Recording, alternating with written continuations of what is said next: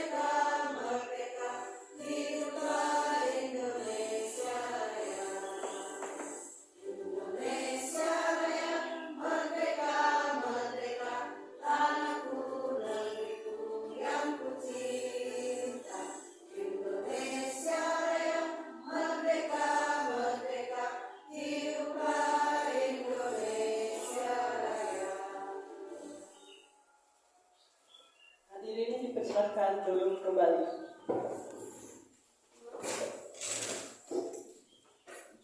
Bapak Ibu hadirin sekalian, kita lanjutkan acara kedua yaitu pengarahan dari Kepala SMP Negeri Sungai Kabuk kepada Ibu Eliani. Kami persilahkan.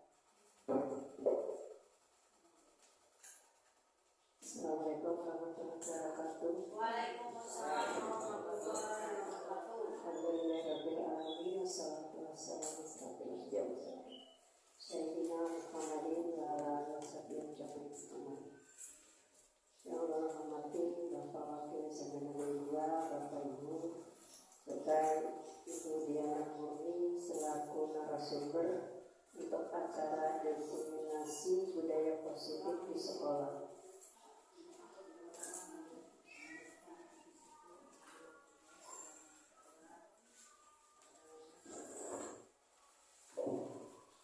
Karena pada siang hari ini kita dapat melaksanakan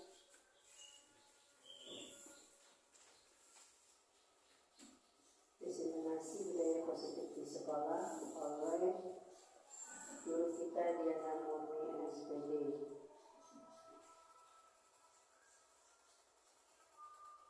Namun tamu populer kita selalu panjatkan salawat dan salam kepada junjungan kita Nabi besar Muhammad SAW, keluarga, sahabat, serta pengikut beliau hingga akhir zaman.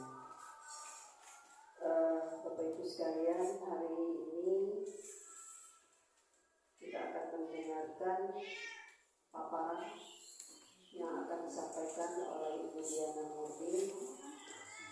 Mudah-mudahan guru Bapak Ibu guru yang lain dapat mencontoh dan dapat memberikan tanggapan tentang budaya positif di sekolah. Mungkin Ini aja yang dapat kami sampaikan. Mengakhiri wabillahi taufiq wal hidayah. Assalamualaikum warahmatullahi wabarakatuh. Waalaikumsalam. Terima kasih kami ucapkan atas arahan dari kepala sekolah. Bapak Ibu hadirin sekalian, Bapak Ibu hadirin sekalian, semoga acara kita berjalan dengan lancar. Maka untuk acara ketiga kita lanjutkan dengan doa. Untuk membacakan doa kami mintakan kepada Bapak Misbahul Khair SR.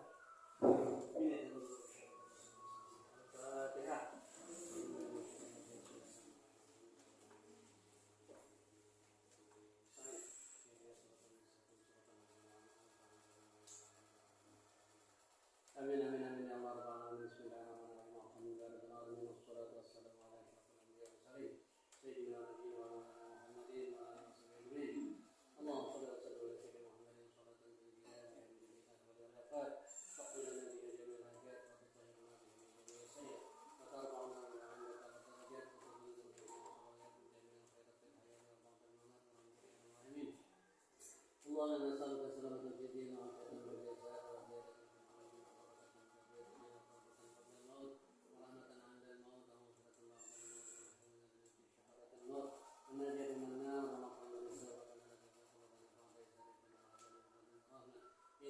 wa tarfa'una min 'indaka darajat wa tuzayyinu biha jami'al khairat fil hayati wal mamat wa min Allahumma nas'aluka salamatan fid din wa 'afiyatan fil jasad wa ziyadatan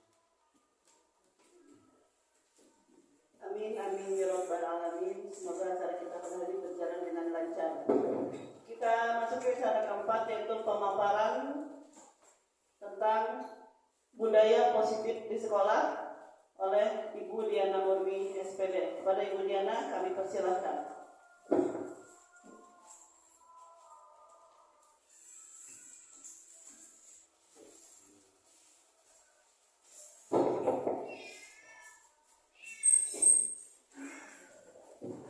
Assalamualaikum warahmatullahi wabarakatuh.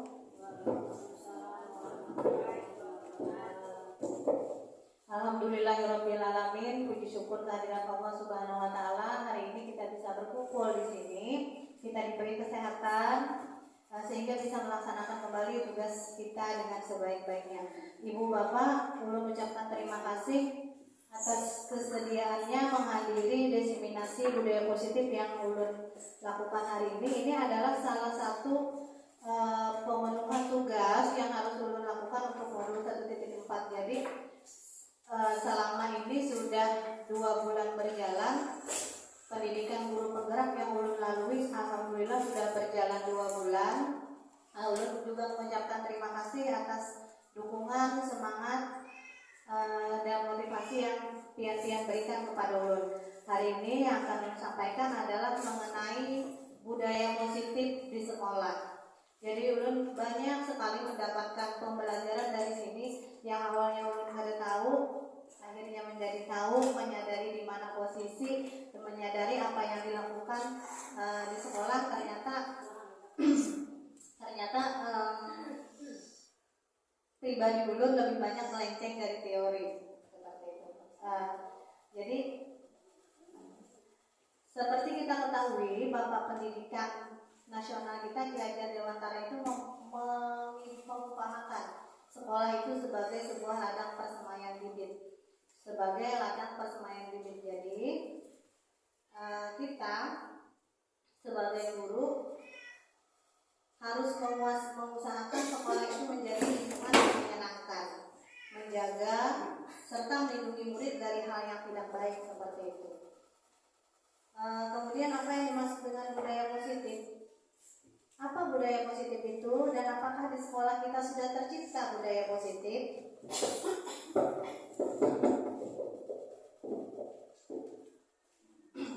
Budaya positif merupakan perwujudan dari nilai-nilai kebajikan atau keyakinan universal yang diterapkan di sekolah. Selama ini barangkali kita sebagai guru merasa berkewajiban mengontrol perilaku murid agar memiliki perilaku yang sesuai yang guru harapkan. Perwujudannya akhirnya kita sering memberi hukuman kepada murid apabila murid-murid kita itu melakukan kesalahan. Itu memang ulun sadari di diri ulun seperti itu. akan ulun paparkan, yang ulun dapatkan di pendidikan guru penggerak mengenai budaya positif ini, yang pertama adalah disiplin positif. Kemudian ada nilai-nilai kebajikan, teori motivasi perilaku manusia, bagaimana manusia itu berperilaku, ada hukuman dan penghargaan, ada keyakinan kelas, ada lagi kebutuhan dasar manusia, dan 5 posisi kontrol guru, serta penyelesaian masalah dengan segitiga restitusi. Yang pertama tentang disiplin positif. Ini dulu. Ketika mendengar kata disiplin, apa kira-kira yang terbayang di benak Bapak Ibu? Tepat waktu. Apa lagi kira-kira Bapak Ibu?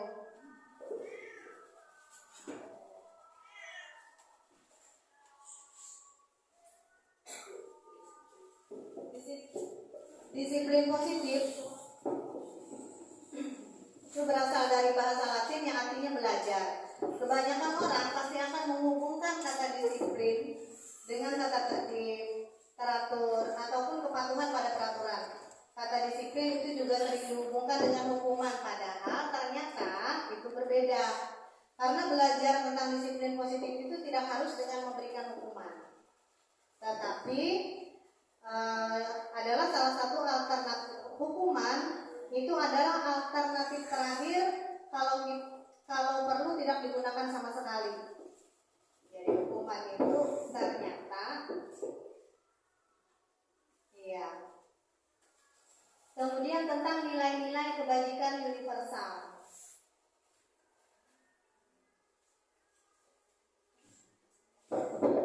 Nilai kebajikan adalah sifat-sifat positif manusia yang merupakan tujuan mulia yang ingin dicapai setiap manusia. Nilai-nilai bersifat universal, jadi tidak memandang latar belakang suku, agama, budaya, dan sebagainya. Dengan mengaitkan nilai-nilai kebajikan yang diyakini, maka akan terbangun motivasi intrinsik dalam nilai kebajikan. Nah, ini adalah beberapa contoh nilai-nilai kebajikan institusi atau organisasi. Dalam profil pelajar Pancasila, yang kita tahu semua ada beberapa aspek dalam profil pelajar Pancasila: beriman dan bertakwa, berakhlak mulia, berkebinekaan tunggal, gotong royong, mandiri, kreatif, dan bernalar kritis. Kemudian ada lagi nilai kebajikan dalam program pendidikan dasar. Itu ada toleransi, rasa hormat, integritas, mandiri, menghargai, antusias, percaya diri, dan lain sebagainya. Selain yang dua tadi, juga ada nilai kebajikan dalam keterampilan hidup. Misalnya keterampilan hidup itu dapat dipercaya, lurus hati, menjadi pendengar yang aktif, tidak merendahkan orang lain, dan memberikan yang terbaik dari diri. Ada 7 kebajikan utama yang juga termasuk nilai-nilai kebajikan. Ada empati, suara hati, kontrol diri, rasa hormat, kebaikan, toleransi, dan keadilan. Nah, ini juga ada tabel tentang proyek nilai-nilai kebajikan. Ada keterus-terangan, semangat, kedermawanan, percaya, lurus hati. Ini adalah contoh nilai-nilai kebajikan yang nantinya harus kita terapkan juga di sekolah kita. Kemudian berikutnya ada teori motivasi perilaku manusia. Ternyata apapun yang kita lakukan itu pastinya ada motivasinya. Motivasi perilaku manusia. Ada pertanyaan, sebagai seorang guru, saat Anda hadir mengajar di kelas tepat waktu, apa yang menjadi motivasi Anda? Datang cepat-cepat ke sekolah, terus masuk ke kelas, bercepat-cepat juga. Apa yang menjadi motivasi?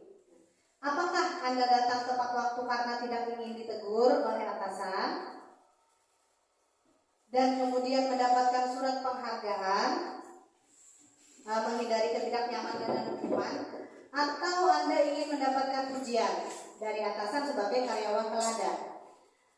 Nah, menurut teori motivasi perilaku manusia ada tiga hal yang membuat teori motivasi itu. Yang pertama, untuk menghindari ketidaknyamanan dan hukuman. Jadi di sana kita berpikir, apa yang akan terjadi apabila saya tidak melakukannya? Untuk menghindari ketidaknyamanan. Yang kedua, untuk mendapatkan imbalan dari orang lain. Dan yang ketiga adalah untuk menghargai diri sendiri. Jadi ada motivasi eksternal dari luar, ada motivasi internal, yang dua itu internal. Eksternal keduanya. Kemudian yang ketiga untuk menghargai diri sendiri, itu yang internal. Nah, ini bercerita sedikit tentang teori motivasi perilaku yang Ulun rasakan awal menjadi CGP, awal untuk ikut PGP. Itu mulanya karena untuk menghindari ketidaknyamanan, Bu. Untuk menghindari ketidaknyamanan karena rapot pendidikan merah seperti itu. Tapi akhirnya seiring berjalannya waktu tumbuh motivasi internal dalam diri. Oh, berarti saya harus bisa memperbaiki diri. Selama ini yang saya lakukan di sekolah ternyata bertentangan dengan ini. Seperti itu, banyak sekali yang dipelajari di sini. Jadi sebenarnya untuk disiplin positif tujuannya itu adalah untuk motivasi internal. Supaya tumbuh motivasi internal dalam diri. Kemudian ada lagi mengenai hukuman, konsekuensi dan restitusi. Ini adalah tabel bagaimana identitas gagal dan identitas sukses. Identitas gagal dengan hukuman dan identitas sukses itu biasa ditandai dengan adanya kedisiplinan. Ada hukuman, ada konstitusi, ada restitusi. Kalau hukuman itu adalah sesuatu yang menyakitkan harus terjadi. Konsekuensi sesuatu harus terjadi, dan restitusi itu merupakan pilihannya. Bapak Ibu, tolong lihat sebentar di sini. Tindakan guru mencatat 100 kali di buku kalimat saya tidak akan terlambat lagi, hukuman atau konsekuensi. Hukuman atau konsekuensi? Hukuman.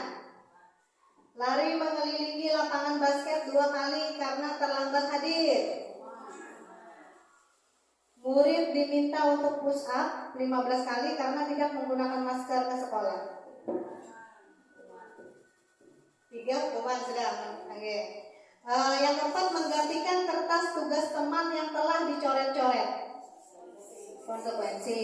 Membersihkan tumpahan air di meja tulis karena tersenggol pada saat belajar. Murid disuruh untuk mengenakan sepatu seharian di sekolah karena tidak mengenakan sepatu hitam. Oh, ini untuk tidak mengenakan sepatu maksudnya. Kemudian yang terakhir, lari mengelilingi lapangan basket 2 kali karena terlambat 10 menit untuk pelajaran PJOK. Apa, Bu? Jadi 1, 2, dan 3 itu hukuman.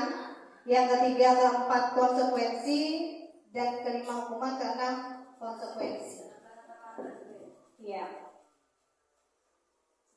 Dihukum, yang berikutnya adalah dihukum oleh penghargaan.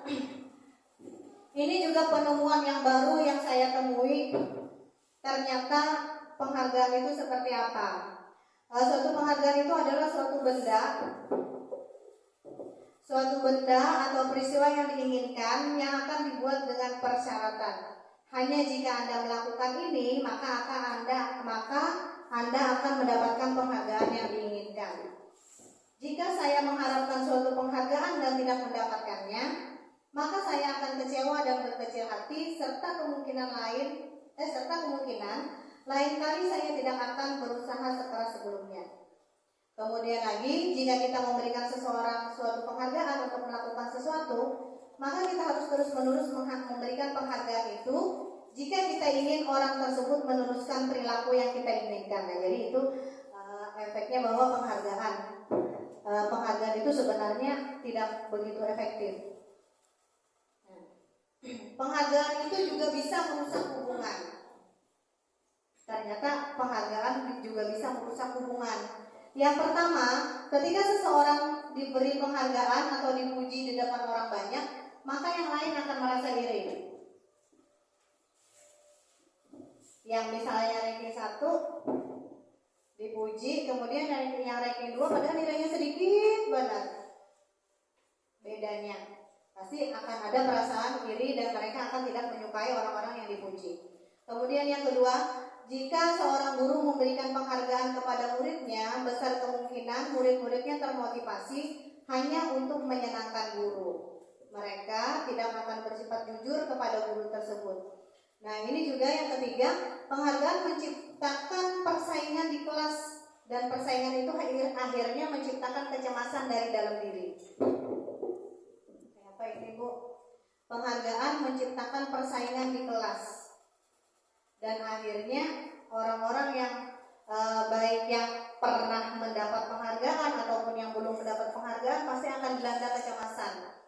Yang pernah dapat penghargaan dilanda kecemasan, bisa kadang mempertahankan penghargaan yang didapat, dan yang kadang mendapat penghargaan juga cemas-cemas karena ingin berusaha untuk mendapatkan penghargaan tersebut. Dan kemudian mereka yang percaya bahwa mereka tidak memiliki kesempatan untuk mendapat penghargaan akan berhenti mencoba, menyerah dan kalah akhirnya. Iya. Nah, penghargaan itu sifatnya juga akhirnya menghukum. Misal, penghargaan mereka yang tidak mendapatkan penghargaan, misalnya dalam sistem ranking, mereka yang mendapatkan ranking kedua juga merasa paling dihukum. Kemudian, memberikan penghargaan dan hukuman adalah hal yang sama karena keduanya mencoba mengendalikan perilaku seseorang. Karena orang pada dasarnya tidak suka dikendalikan, maka dalam jangka waktu lama penghargaan akan terlihat sebagai hukuman. Berikutnya lagi ada keyakinan kelas. Dalam budaya positif itu pasti lingkungan yang terbentuk akan positif, dan salah satunya adalah dengan adanya keyakinan kelas. Apa bedanya keyakinan kelas dengan peraturan kelas? Ada keyakinan kelas dan ada peraturan kelas nih Bapak Ibu. Nah, mengapa keyakinan kelas tidak peraturan kelas? Kemudian mengapa kita memiliki peraturan? Contohnya nih, ada contoh tentang menggunakan helm saat berkendara. Kira-kira kenapa kita memakai helm saat berkendara? Supaya aman. Untuk keselamatan diri itu yang paling benar, yang paling bagus motivasi internalnya. Ada yang hanya takut gas ditilang dan sebagainya, tapi yang paling bagus memang karena kesadaran diri tadi. Berikutnya lagi keyakinan. Nilai-nilai keselamatan dan kesehatan itu yang disebut dengan keyakinan. Jadi keyakinan itu adalah nilai-nilai kebajikan universal yang disepakati secara tersirat. Demikian pun dengan murid-murid kita, mereka juga perlu mendengarkan dan memahami arti sesungguhnya tentang peraturan-peraturan yang diberikan. Jadi kalau peraturan sekolah itu, peraturan kelas atau peraturan sekolah itu biasanya ada yang dibentuk hanya satu pihak. Ya, dari ibu wali kelasnya tidak boleh ini, tidak boleh ini, tidak boleh ini. Sedangkan untuk keyakinan kelas itu adalah suatu aturan yang kita sepakati bersama. Berdasarkan patokannya tadi berdasarkan pada nilai-nilai kebajikan. Setiap tindakan atau perilaku yang kita lakukan di dalam kelas dapat menentukan terciptanya sebuah lingkungan yang positif. Perilaku warga kelas menjadi sebuah kebiasaan yang dilakukan berulang-ulang dan akhirnya menjadi sebuah budaya positif. Dalam mewujudkan perilaku warga sekolah yang memiliki budaya positif, hal pertama yang perlu diciptakan dan disepakati adalah dengan membuat keyakinan atau prinsip-prinsip dasar bersama di antara warga kelas untuk mendapatkan nilai-nilai kebajikan tersebut.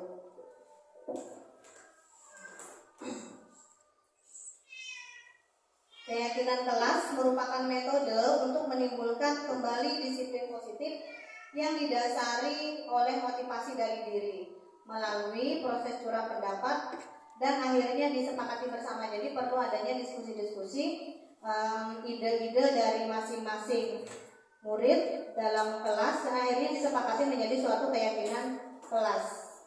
Nah, misalnya ini kalau ada peraturan itu pasti berkaitan dengan nilai kebajikan yang dituju. Ada kembalikan barang ke tempatnya, kira-kira nilai kebajikan apa? Kemudian dilarang mengganggu orang lain. Apa, Bu?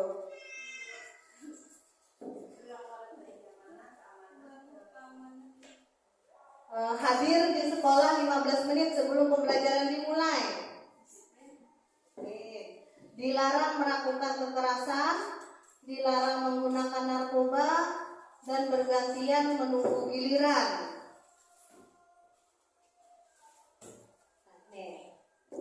Kembalikan barang ke tempatnya itu adalah nilai kebajikan yang dituju adalah tanggung jawab. Kemudian dilarang mengganggu orang lain, artinya perilaku rasa hormat kepada orang lain. Kemudian ada lagi hadir ke sekolah tepat waktu, 15 menit sebelum pembelajaran dimulai. Itu juga nilai kebajikan menghormati orang lain dan ada komitmen dari dalam diri. Dilarang melakukan kekerasan, kemudian ada kesehatan dan keselamatan, serta menghormati orang lain dan bersabar.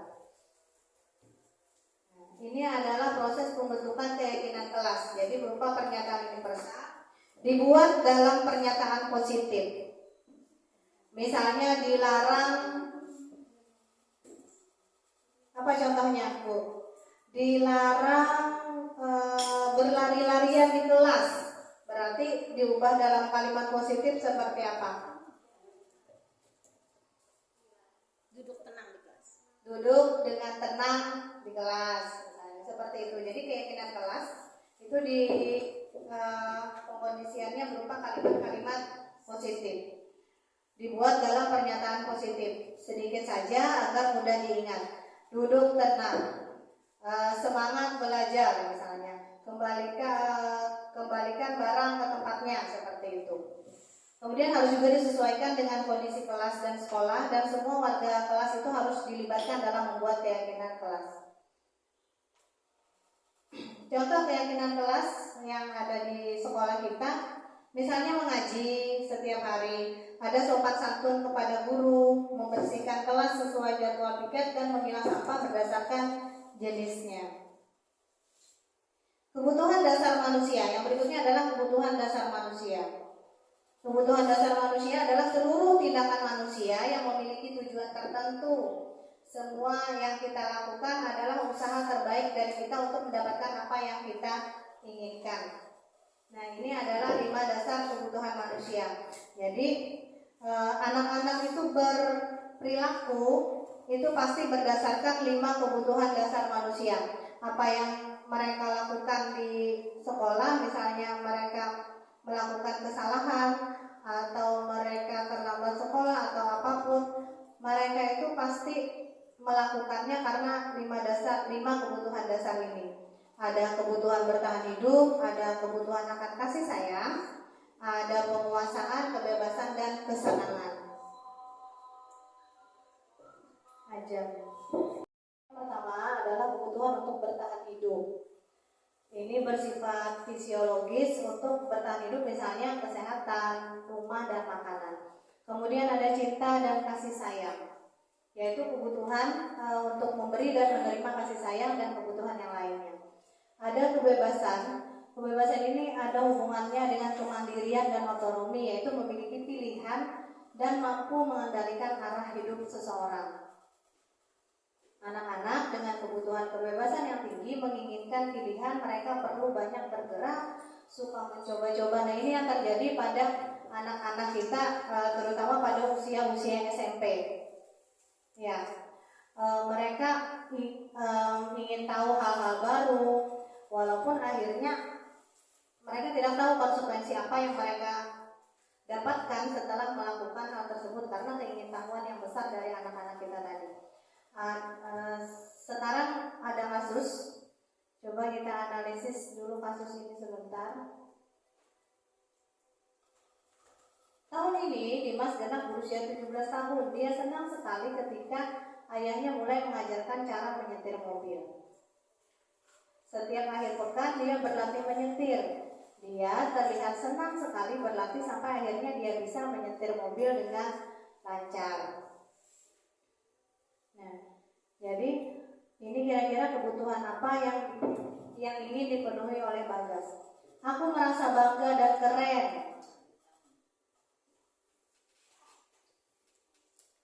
Aku merasa bangga dan keren, itu penguasaan akan diri. Biar bisa jalan-jalan, naik mobil, bisa kesenangan. Iya, kesenangan, kasih sayang dan ingin ada rasa diterima. Kemudian menyetir bersama teman, menyetir bersama teman. Apa yang terjadi apabila salah satu atau beberapa kebutuhan dasar anak tidak terpenuhi? Apa harus terpenuhi kesemuanya, kelimanya? Atau apa yang akan terjadi apabila salah satu atau kebutuhan dasar anak tidak terpenuhi salah satunya?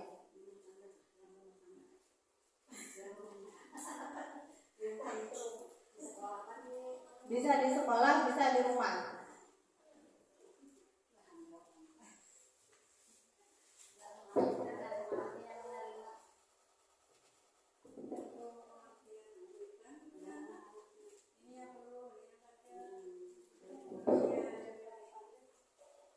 Apa yang terjadi jika jika antara kebutuhan itu ada yang tidak terpenuhi?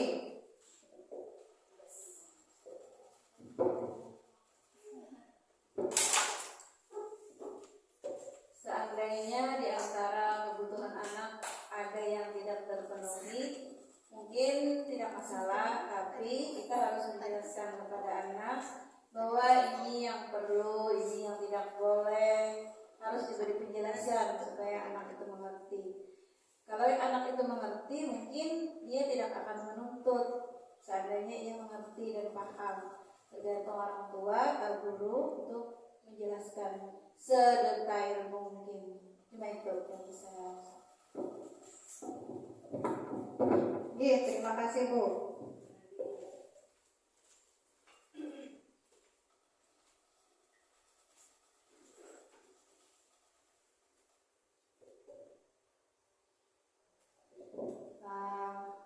Jadi ketika seorang murid itu melakukan suatu perbuatan yang bertentangan dengan nilai-nilai kebajikan atau melanggar peraturan, itu sebenarnya dikarenakan mereka telah gagal memenuhi kebutuhan dasar yang mereka lakukan, seperti yang dikatakan oleh Ibu Jamilah tadi.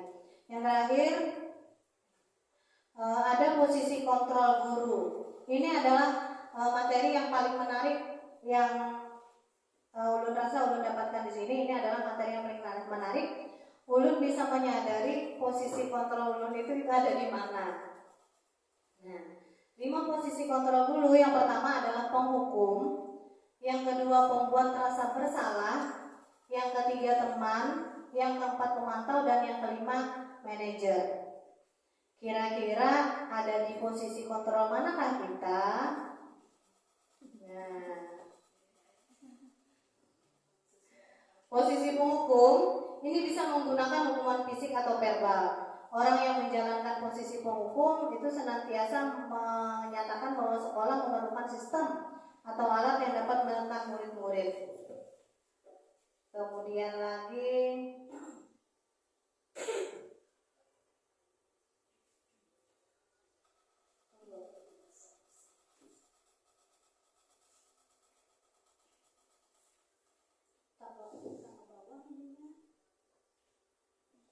ada posisi teman. Guru pada posisi ini tidak akan menyakiti murid, namun akan tetap berupaya mengontrol murid melalui persuasi.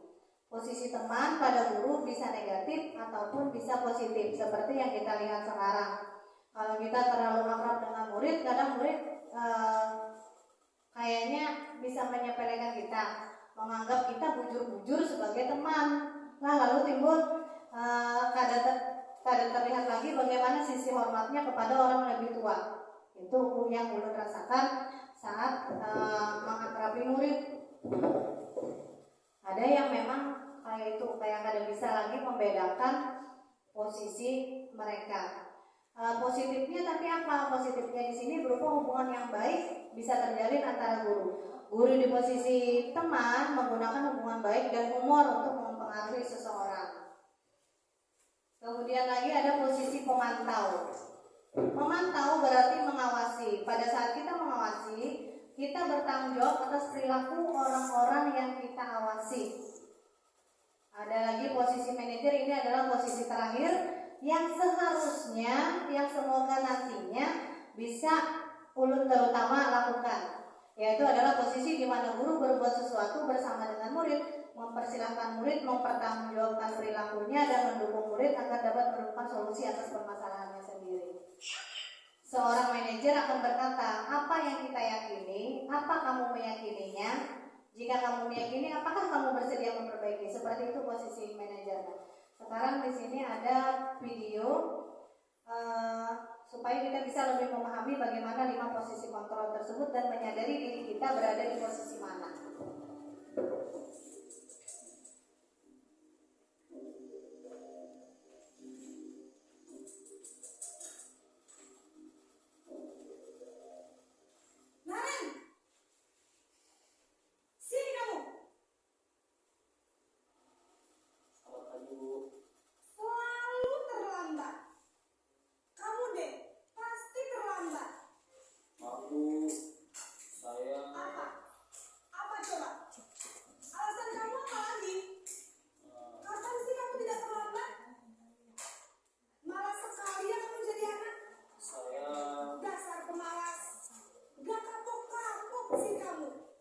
Ini posisi kontrol apa? Sana, kamu keliling lapangan basket 2 kali. Kenapa saya harus keliling lapangan basket, Bu? Kenapa? Kamu melawan ibu. Berani-beraninya jawab. Sudah terlambat, masih berani jawab pula. Sekarang, keliling lapangan basket 5 kali sekalian. Biar kapok. Cepat. Pergi sana ke lapangan basket. Posisi kontrol penghukum tadi, pernahkah melakukan itu? Ulun pernah. Ini posisi kontrol yang kedua. Naren,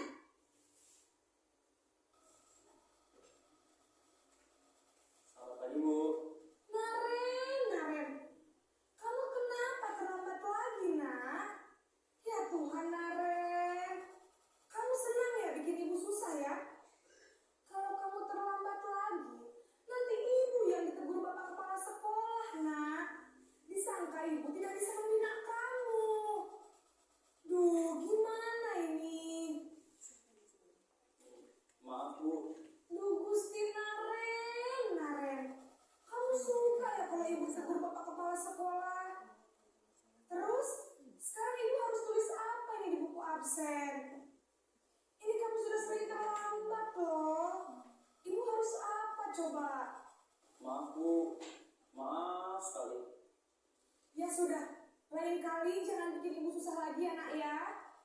Ibu tidak akan kuat lagi kalau kamu begini terus. Bisa jantungan kalau ibu. Pembuat rasa bersalah ini ya Bapak Ibu. Sana cepat kelas. Maaf ya, Bu. Maaf sekali.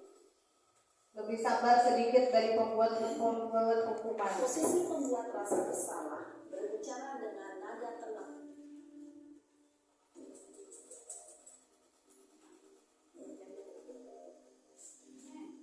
Ini posisi teman. Naren,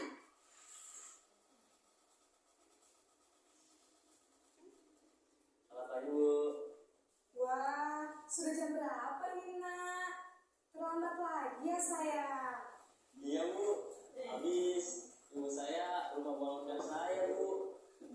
Kamu malah dinyalakan ibu kamu. Kamu kan anak yang larinya paling kencang. Kok terlambat sih?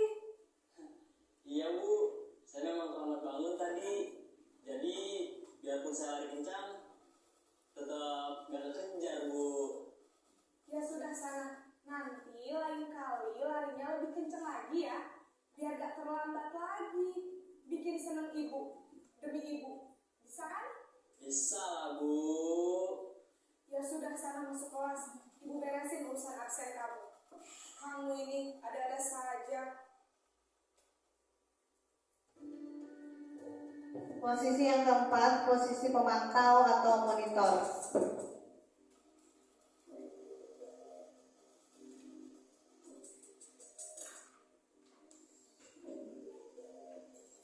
Naren!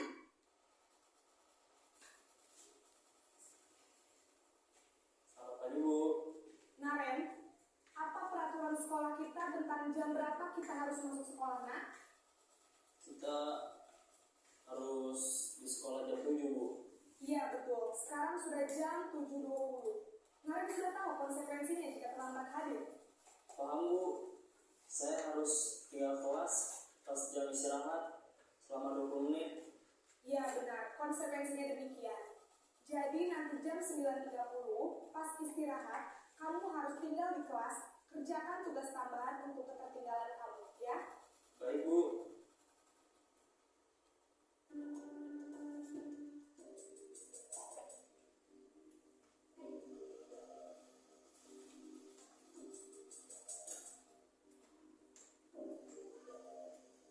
Naren!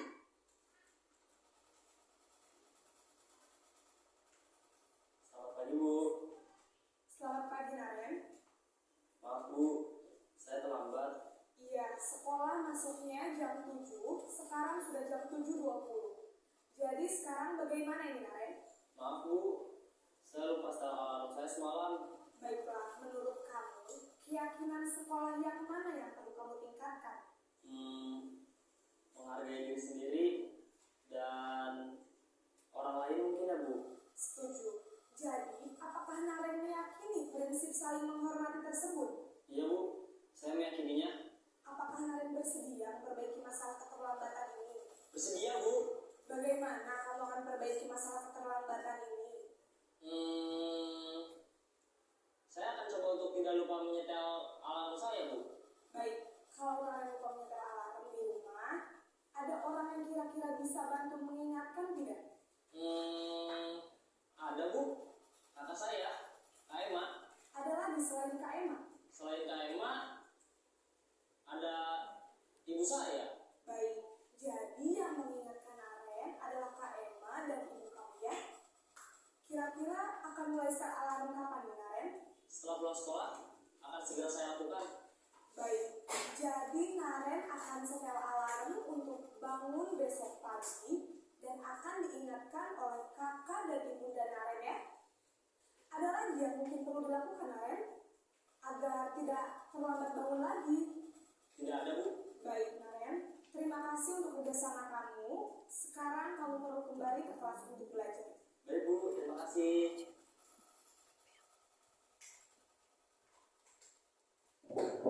Oke, jadi itu tadi contoh 5 posisi kontrol guru. Dari yang pertama kita lihat posisi penghukum, bahkan dengan mata melotot, dengan intonasi yang tinggi, lalu akhirnya sampai kepada posisi manajer. Itu yang sebenarnya yang harus kita lakukan sebenarnya. Bapak Ibu,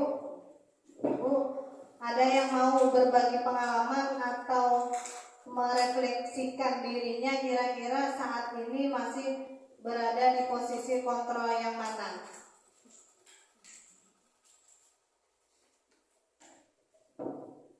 Kalau Ulun merasa pernah sebagai penghukum, pernah sebagai pembuat rasa bersalah, pernah juga sebagai pemantau. Untuk posisi manajer lagi OTW. Bu Rusma bisa ceritakan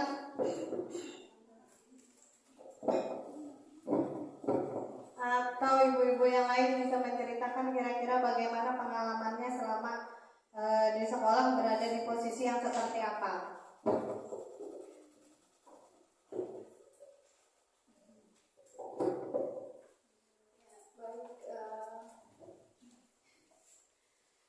Selama di sekolah pastinya kita pernah berada di posisi di mana saat hukum, kemudian pada saat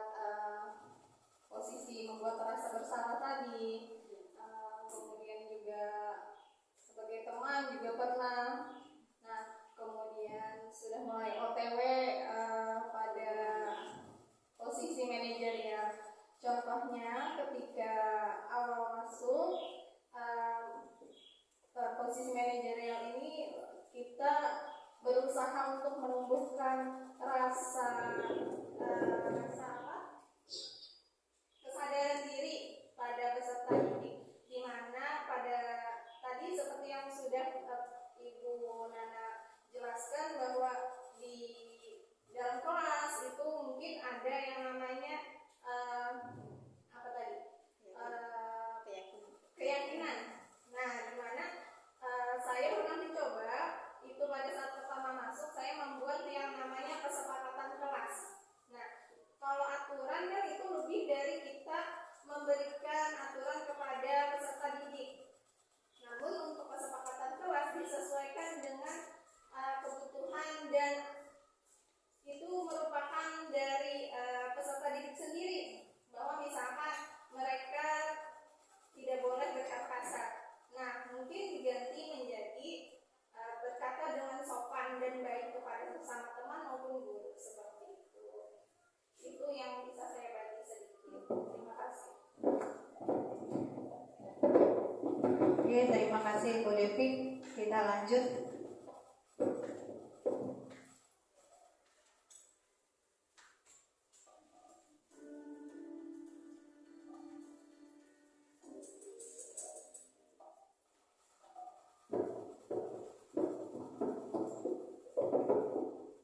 Nah, jadi di dalam posisi kontrol itu juga akhirnya memunculkan yang namanya identitas gagal dan identitas berhasil atau sukses.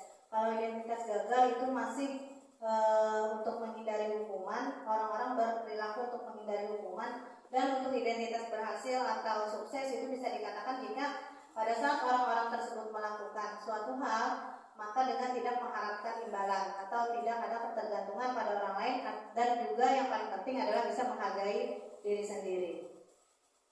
Nah, jadi ini ada beberapa pernyataan-pernyataan. Kira-kira ini masuk posisi kontrol yang mana? Saya kecewa sekali dengan kamu. Masuk membuat orang merasa bersalah. Kemudian kamu tidak pernah benar melakukannya. Berarti itu posisi penghukum. Ayolah lakukan demi Bapak Ibu. Berarti membujuk, seperti membujuk, posisinya sebagai teman. Kemudian untuk apakah kamu mau mendapatkan stiker bintang hari ini? Posisi pemantau. Yang untuk posisi manajer, bagaimana kamu bisa menyelesaikan masalah ini? Dan yang kamu selalu yang paling terakhir. Dari semua kelas, yang terakhir mengumpul selalu kamu. Yang terakhir menghafal selalu kamu. Itu juga termasuk posisi kontrol penghukum. Nah, berada di posisi manakah kita? Semoga kita semua bisa OTW ke posisi manajer. Nah, yang terakhir adalah segitiga restitusi atau penyelesaian masalah. Dengan menggunakan segitiga restitusi dengan tahap-tahapnya, ada 3 tahap. Yang pertama adalah menstabilkan identitas, yang kedua validasi tindakan yang salah, dan ketiga adalah menanyakan keyakinan. Restitusi ini adalah suatu proses menciptakan kondisi bagi murid untuk bagaimana mereka memperbaiki kesalahan, sehingga mereka bisa kembali pada kelompok mereka dengan karakter yang lebih kuat, atau juga bisa dikatakan sebagai sebuah tahapan untuk memudahkan para guru dan orang tua dalam melakukan proses untuk menyiapkan anaknya. Nah, jadi ada menstabilkan identitas, validasi tindakan yang salah, dan sebagainya. Menstabilkan identitas itu bertujuan untuk mengubah identitas anak dari orang yang gagal karena melakukan kesalahan menjadi orang yang sukses. Kemudian lagi memvalidasi tindakan yang salah. Ini menurut teori kontrol, semua tindakan manusia, baik atau buruk, itu pasti memiliki maksud tertentu. Jadi kita memvalidasi tindakan apa yang mereka lakukan dan menanyakan keyakinan. Ini hubungannya dengan motivasi. Bagaimana kita pada dasarnya termotivasi secara internal. Ciri-ciri restitusi. Restitusi bukan bukan untuk menebus kesalahan, namun untuk belajar dari kesalahan. Jadi kita menyadari dalam diri kita bagaimana apa yang kita lakukan itu kita refleksikan. Kemudian restitusi juga memperbaiki hubungan. Restitusi merupakan suatu tawaran, bukan paksaan. Restitusi fungsinya juga menguatkan dan fokusnya adalah pada solusi. Nah, jadi ini adalah contoh video bagaimana melakukan restitusi pada murid yang ulun praktekkan. Ini juga untuk pemenuhan tugas pada modul sebelumnya, yaitu adalah menganalisis bagaimana bisa menyelesaikan masalah melalui segitiga restitusi.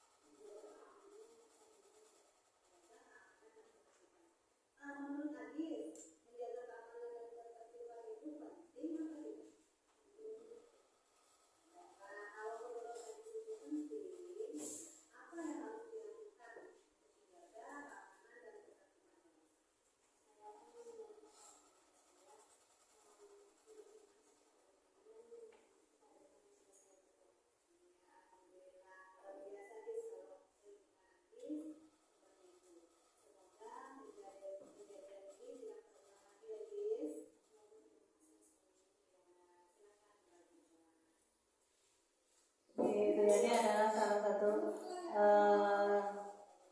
restitusi yang coba praktekkan untuk pemenuhan tugas juga. Sekian pemaparan diseminasi budaya positif ulun hari ini. Terima kasih ulun ucapkan sudah membersamai dalam kegiatan pendidikan guru penggerak. Minta doa semoga akan lancar sampai akhir pendidikan guru penggerak ini. Sekian dari ulun. Wassalamualaikum warahmatullahi wabarakatuh. Bapak Ibu hadirin sekalian, demikianlah tadi pemaparan tentang disiplin positif di sekolah oleh CGP Angkatan 10 Ibu Diana Murni SPD. Semoga apa yang beliau paparkan itu bisa menginspirasi bagi kita semua, dan semoga beliau lancar sampai lulus nanti. Acara terakhir adalah penutup. Untuk acara ini akan bersama-sama membacakan hamdalah. Alhamdulillahirabbil alamin. Demikianlah usaha acara. Mohon maaf kalau ada kesalahan. Akhir kata, billahi taufiq wal hidayah. Wassalamualaikum warahmatullahi wabarakatuh.